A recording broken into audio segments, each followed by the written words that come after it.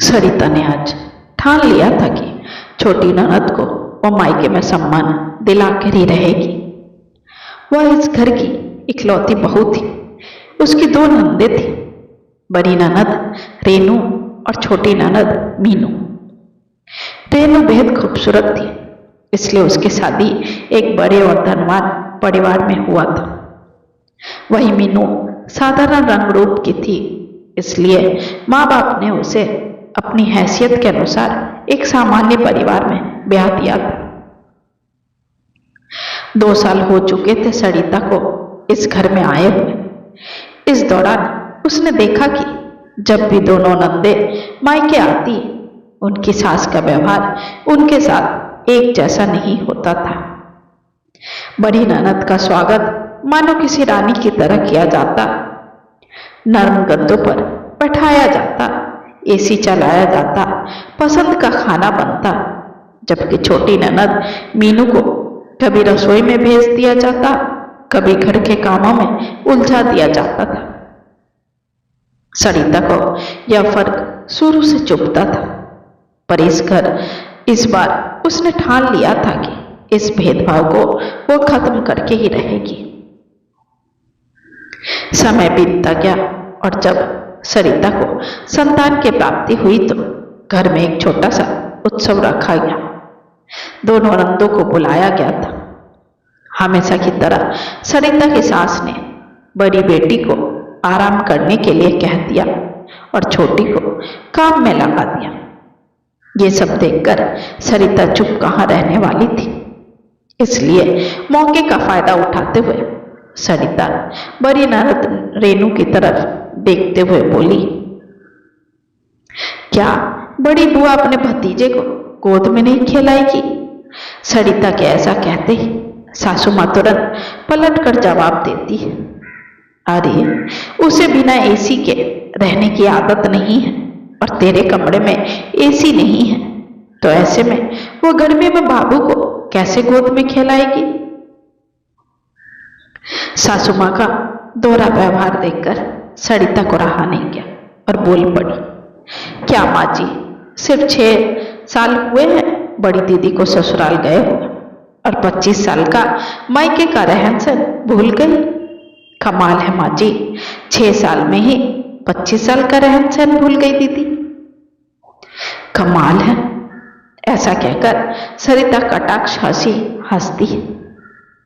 सरिता के ऐसा कहने पर सासू माँ थोड़ी घबरा गई और घबराते हुए सरिता को बोली, धीरे बोल बहू, रेनू सुन लेगी तो उसे बुरा लगेगा।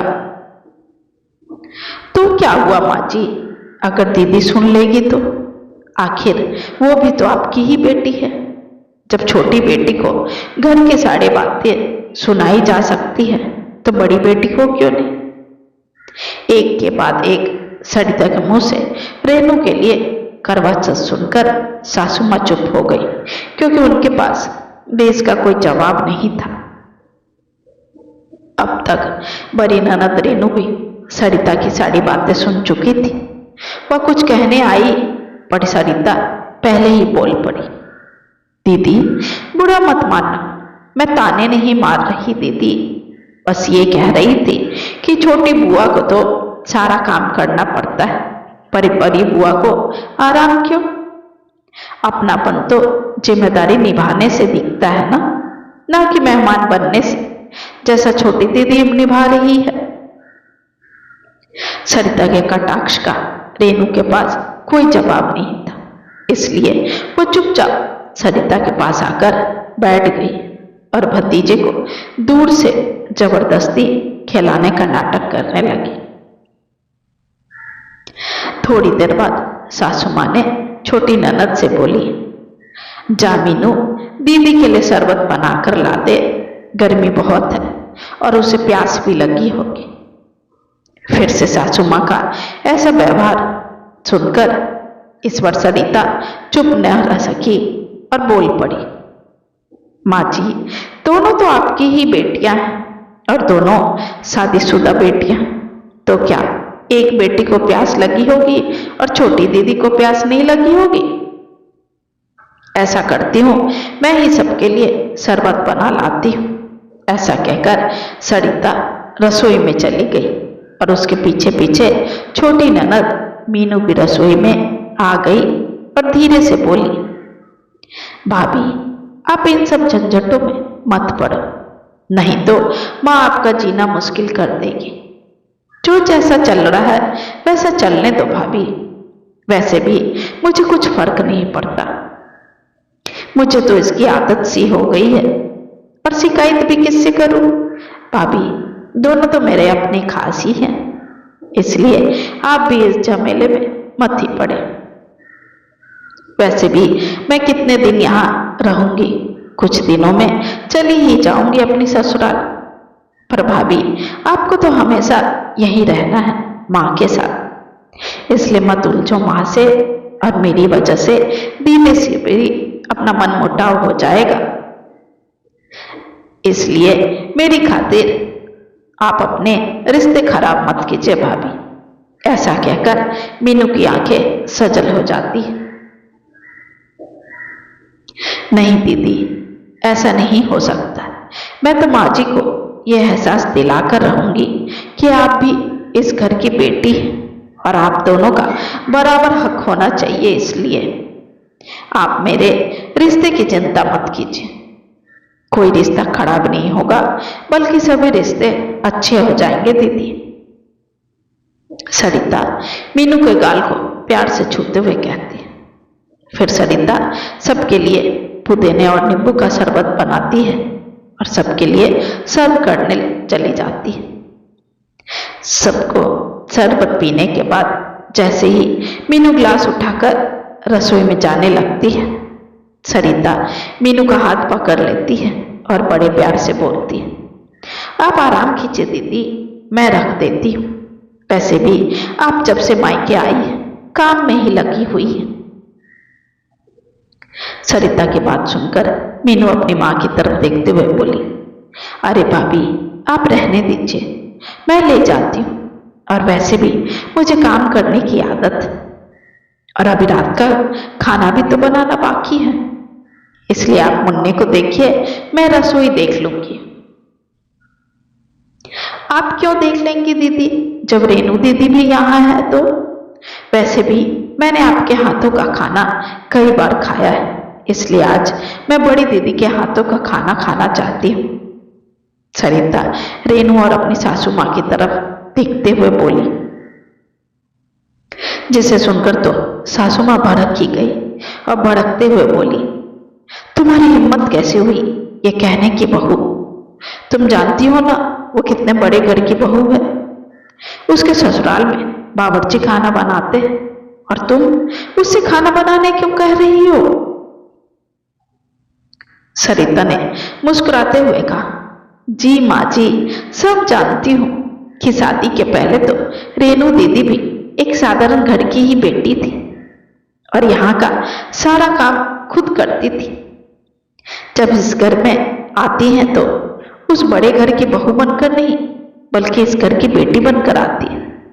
तो जब छोटी दीदी को काम करना पड़ता है तो बड़ी दीदी को क्यों नहीं कर सकती है? सरिता की कड़वी सच्ची बात सुनकर बड़ी ननद रेनू तो मानो शर्म से गड़ी जा रही थी। वो जल्दी से जल्दी वहां से चली जाना चाहती थी और इसलिए बिना समय गवाए वह अपनी माँ से बोली, माँ मैं चलती हूँ, वो क्या है ना मेरी सासू माँ मेरा इंतजार कर रही होगी। ऐसा कहकर वो फुर्ती से उठकर जाने लगी।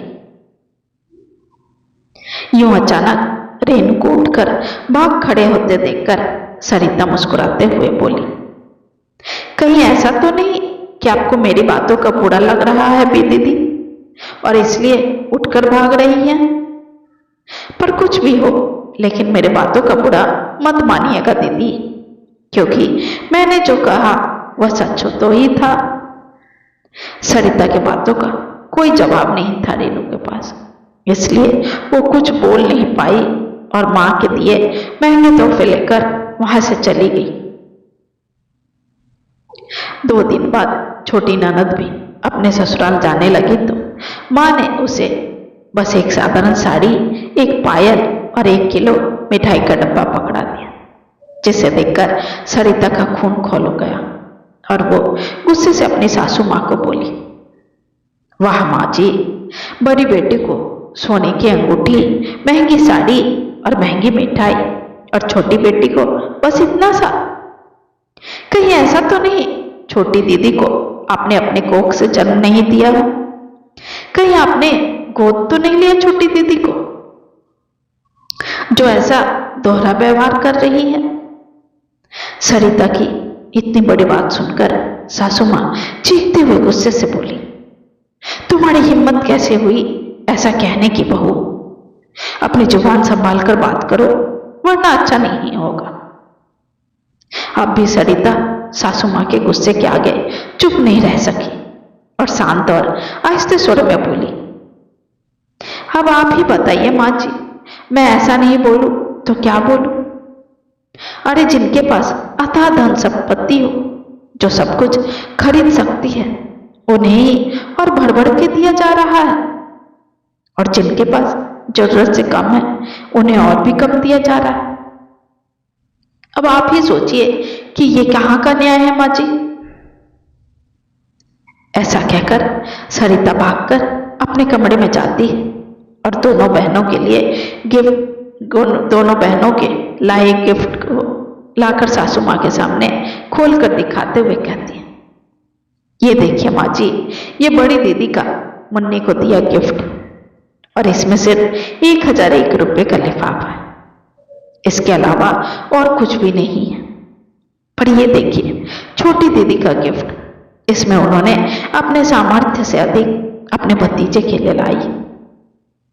ये देखिए मुन्नी के लिए 2 सेट कपड़े, सोने के हनुमान जी की लॉकेट, मुन्नी के लिए बेबी केयर प्रोडक्ट, खिलौने और उनका ढेर सारा प्यार।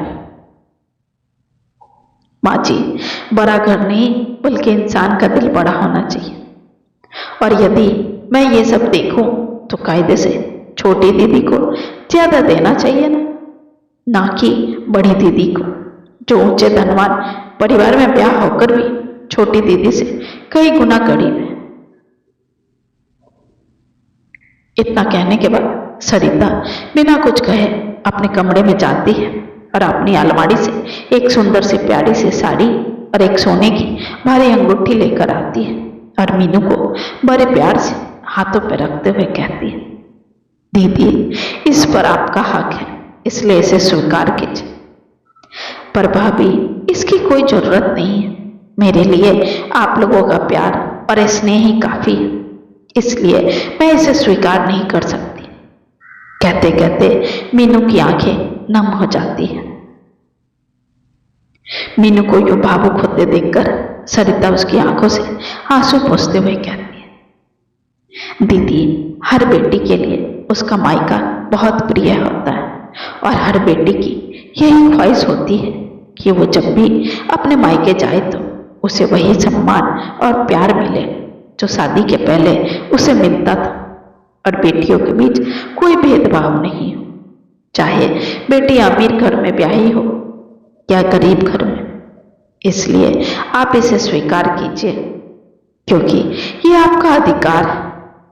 और हाँ दीदी, जब तक मैं इस घर में हूं, आपको हमेशा एक जैसा सम्मान मिलेगा, ये वादा है मेरा। सरिता जैसी भाभी मिलकर मीनू तो जैसे धन्य हो गई। वो कुछ बोल नहीं सकी और अपनी भाभी के गले से लिपट गई। सासू माँ खड़ी खड़ी सरिता का चेहरा देखती ही रह गई। आपको मेरी कहानी कैसी लगी जरूर बताएं, और पसंद आए तो लाइक, शेयर और कमेंट करें। अगर आपको मेरी कहानियाँ पसंद आ रही है तो मेरे चैनल को सब्सक्राइब जरूर करें, ताकि आपको नई नई कहानियाँ सुनने को मिले। साथ ही बेल आइकन जरूर दबाएं, जिससे आपको नई नई कहानियों की जानकारी मिल सके। अगर आप कोई सुझाव देना चाहते हैं तो बेझिझक लिख भेजिए, हम जरूर उस पर काम करेंगे। साथ ही साथ ही आप कुछ और कहानियां सुनना चाहते हैं तो मुझे उस टॉपिक के बारे में जरूर बताएं, ताकि मैं वैसी ही कहानियां आपके सामने प्रस्तुत करूं। धन्यवाद।